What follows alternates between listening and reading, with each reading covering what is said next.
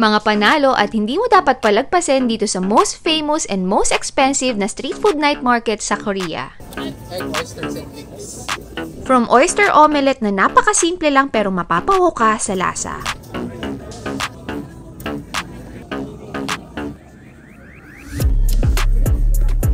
Duck skewers na first time ko nga lang makakita ng ganyan sa kalye, o diba, sosyal? Ayan, yung taba.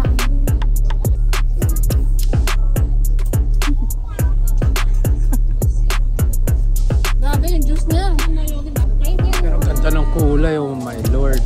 Super excited na nga akong matry mga to, kaya naman ano pang inaantay natin guys? Huwag na natin patagalin, i-try na natin! Cat Cafe, ito, mas malaki. Yung unang pinunta namin, magkano? Mas mura. 10,000 won. 10,000. One free drink. Ito, 20,000 won, nasa 1,000 pesos. Unlimited drink to. Pero tignan mo, mas maganda yung area. Shotty, dali, malamig yung floor. Go, go, go, go, go.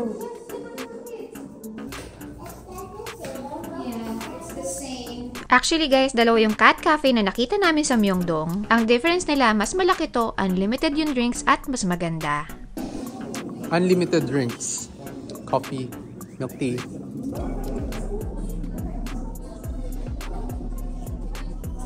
Ganda yun, no? Happy yung mga cats dito.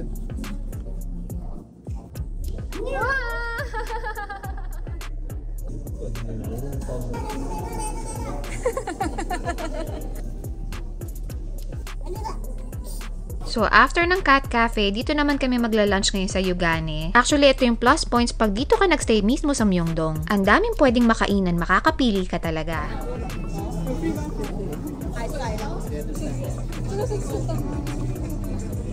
Let's go. Go inside, Baron. Okay.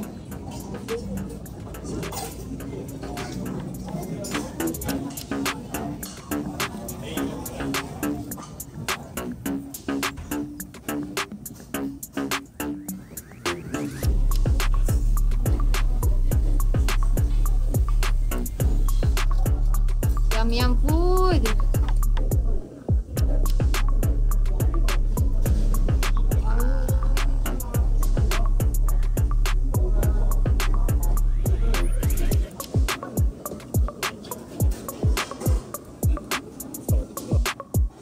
Galing ah. Mainit-init pa. Gawa ko muna sila.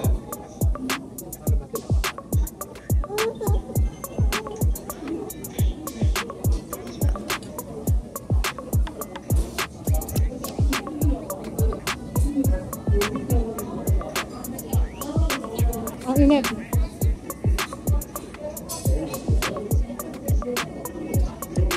So wala silang ibang meat dito. Only chicken. Kaya yung amin pale kasi walang spicy. So para maging orange siya or reddish, kailangan spicy. Kaya may kids kaya pinili namin yung no spicy.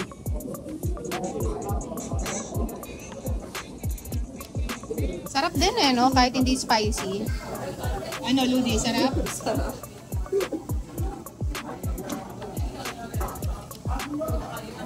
Oh, init yan.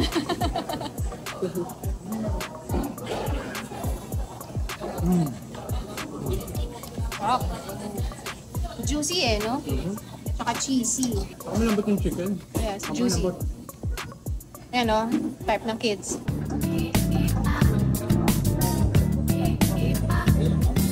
Mukhang masarap dito. Yung oysters.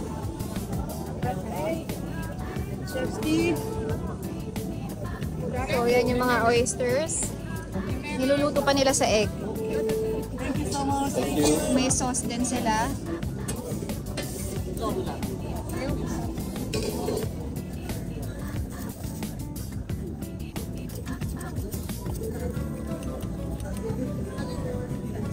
With oil.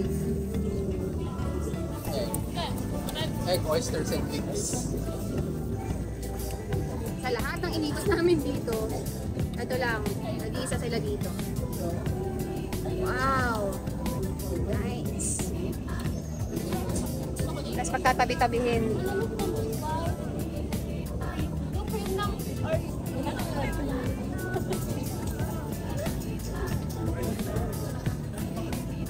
Ito naman 15,000 won. Bayad na. Bayad na si madam.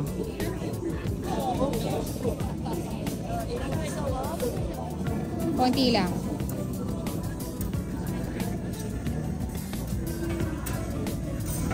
Sweet chili or the other one?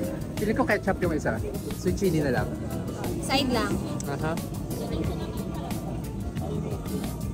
Yan. Sa hinaba-haba ng nilakad natin dito sa street food night market ng Myeongdong. Dito lang tayo nakahanap ng oysters omelet. 15,000 won.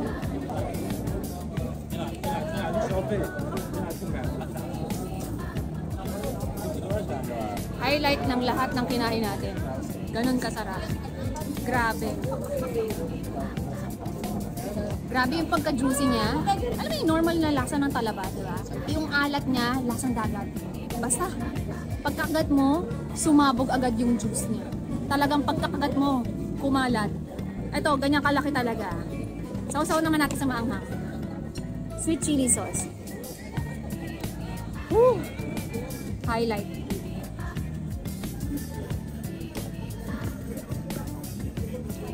Hindi ako nagkamali. Pinaka-highlight ng mga kinain natin dito sa street food. Tara, lakad tayo habang nagpo-food trip para enjoyin natin. 2, 4, 6, 8, 10. 10 pieces guys. Sulit na ito para sa 15,000 won. Worth it na. Nandito ka naman sa Korea eh, sa Pilipinas eh. Wag na nga raw kwentahin pag nasa abroad ka, wag mo nang bilangin yung gastos mo. Exactly. Enjoyin na lang kasi pag binilang mo pa, 'di ba? Ano mangyari? Malulungkot ka eh. Lalo ka hindi gagastos eh. True. Saka masarap.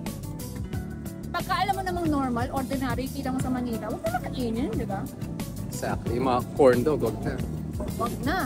Ang sarap nito. Titira na lang kita. Kakain na ako ng kakain. Okay. Lupit nito. Siguro kung kinuha pa natin yung mas maanghang, sabog pa sa bibig.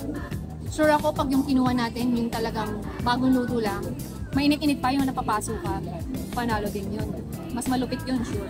Pero ito nga malupit na eh. Diba? Lumamig na.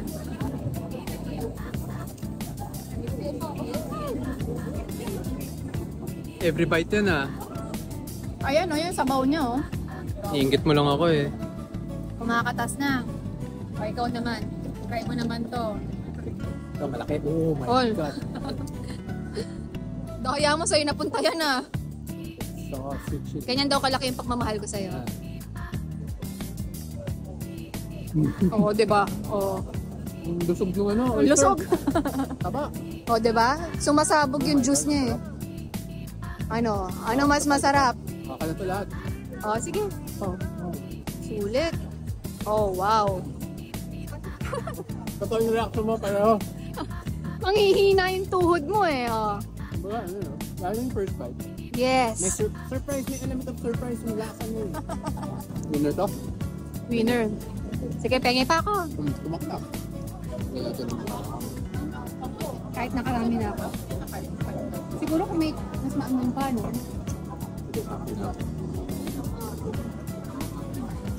Like, start right here, your cook. Yes. Sarap pa Good rin. choice, good choice. Na natin di pa sa din eh. Oo. Sarap. O, sa'yo na yan. Wala ka na dyan. Wala ka na pa ulit. Babalikan natin itong nagtitinda ng duck.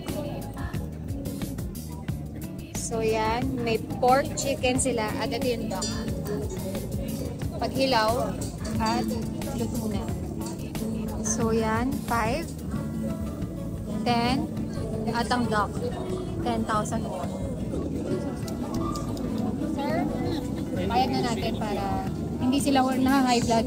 Para alam nila, sure na bibili ka. Kasi mababait naman mga Koreans eh. Kailangan mo lang sila inform.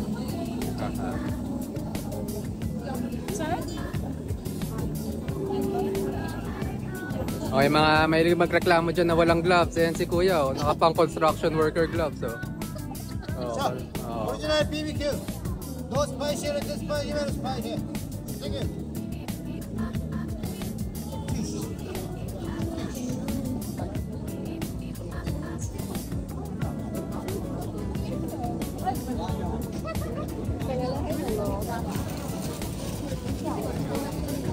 Ayan, dito tayo. Hotline spot. Oh, what is that? Tumutulo pa yung kanyang mantika.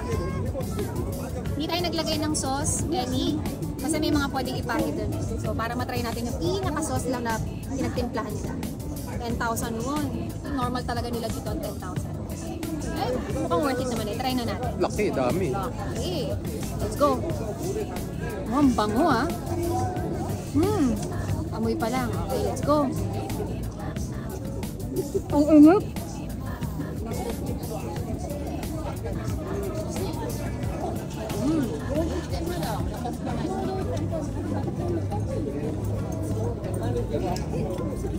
Parang ka lang kumain ng chicken. Pero ang pinagkaiba nila, ito fatty. Mas makapal yung taba niya. Ayan o. Kasi alam ko yung duck, may strong na lasa yan eh. Pero siguro dahil binarbecue siya, parang nag-light yung lasa niya. Nag-same sila ng level ng chicken. Pero mas fatty to. Mas malaki yung taba niya. Mas makapal kaysa sa chicken. Ayan o, yung mga taba niya o. Hilera. Oh. Ayan o, isang layer. Juicy.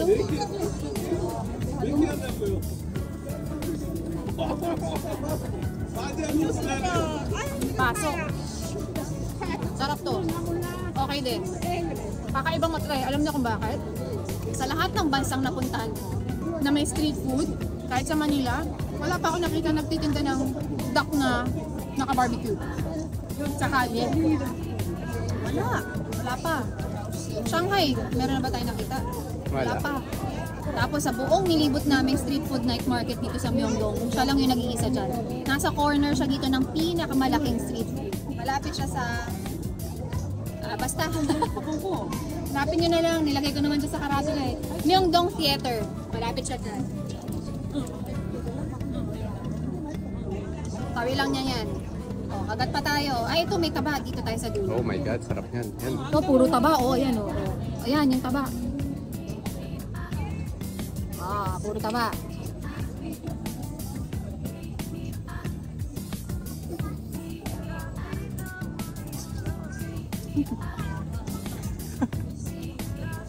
Grabe yung juice niya. Nakakasaya. Kung may kanin lang, no? Totoo. Ang maganda dito guys, yung lasa kasi niya, sa duck, di ba pag nag-Chinese restaurant tayo, yung duck, hindi ko tayo. Oo. Ito, hindi ko alam first time ko na-try, first time kong nagustuhan ng duck. Ever ah. Hindi ko tayo, pag nag-Chinese restaurant kami, ayoko ng duck. Dito, ito, kasi barbecue flavor siya, tsaka manamis-namis. Pasok sa panlasa na gusto ko. Okay, it's your turn. Namamalaman mo yung sinasabi ko. Oh, wow! Oh. Juicy, tsaka yung taba. Ang kapal ng taba. Good luck! Yes. Oh, kaya lambot. Ang lambot. Wala pa, di ba? Di ba? Oh my God. Di ba? Wild din, ano? Mas mahal siya ng kaunti sa manok, no? Yes. Kasi yung manok nila, 5,000 won lang eh. Ito, 10,000 eh. So, mas mura lang. May distinction lasa eh. Doon pa rin yung lasa. Random pa rin, pero hindi na strong. Oh, mas try ito. Must try. Kaya nagtitinda mag-isa. Ayan. Namin. Kasi pare-pareho lang naman tinda nila eh. Pero ito, nag-isa lang. Winner to, winner. Myeongdong Theater. Sumunod to sa oyster so far. Yes, no? yes. Winner. Okay, enjoy na natin. Okay. Bye! Naghahanap ako ng something na malamig sa bibig ko.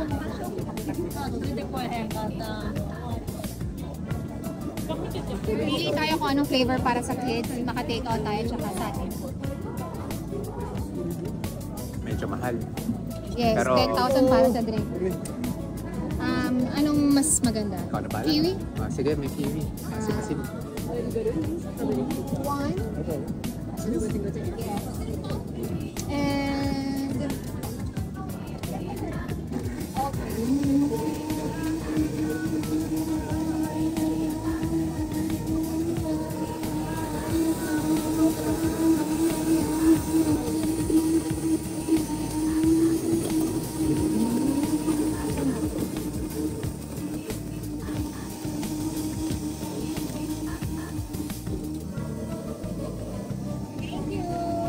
Oh, ay, ganda.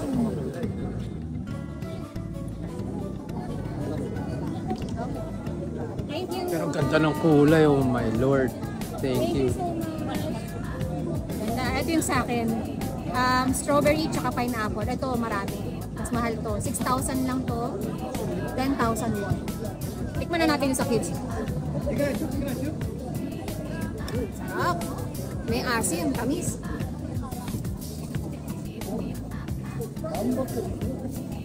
Panalo tong sa akin.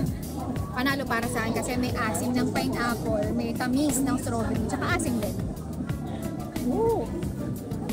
Good call to. Ang pinakamaganda dito guys, wala silang ina-add na sugar. Kaya pati sa kids, nag-order kami. Walang sugar rush para sa kids. Kahit din sa adult.